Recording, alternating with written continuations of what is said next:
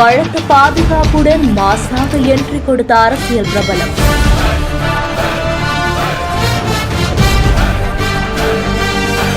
ஒருத்தர் கூட பக்கத்துல நெருங்க முடியாது போலயே.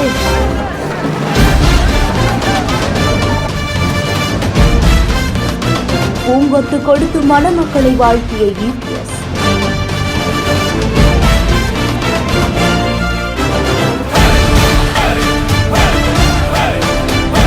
அதிமுகவுடைய பொதுச் செயலாளரும் சட்டமன்ற எதிர்க்கட்சி தலைவருமான எடப்பாடி பழனிசாமிக்கு தொடர்ந்து அச்சுறுத்தலும் வெடிகுண்டு மிரட்டலும் வந்ததை தொடர்ந்துதான் மத்திய அரசு சார்பில் Z+ பாதுகாப்பு அளிக்கப்பட்டிருக்கு. இந்த நிலையில தான் சேலம் மாவட்டம் ஆத்தூர் பக்கத்துல இருக்கக்கூடிய அம்மா பாளையத்துல தனியார் மண்டபத்துல நடந்த ஒரு திருமண விழாவில் கலந்துக்கவும் செஞ்சிருக்காரு. அந்த திருமணத்துக்கு எடப்பாடி பழனிசாமி Z+ பாதுகாப்போடு வருகையும் தந்திருக்காரு. அவரோட 13 CRF வீரர்கள் துப்பாக்கி பாதுகாப்பு உபகரணங்கள்னு பலத்த பாதுகாப்போடு வந்திருக்காங்க.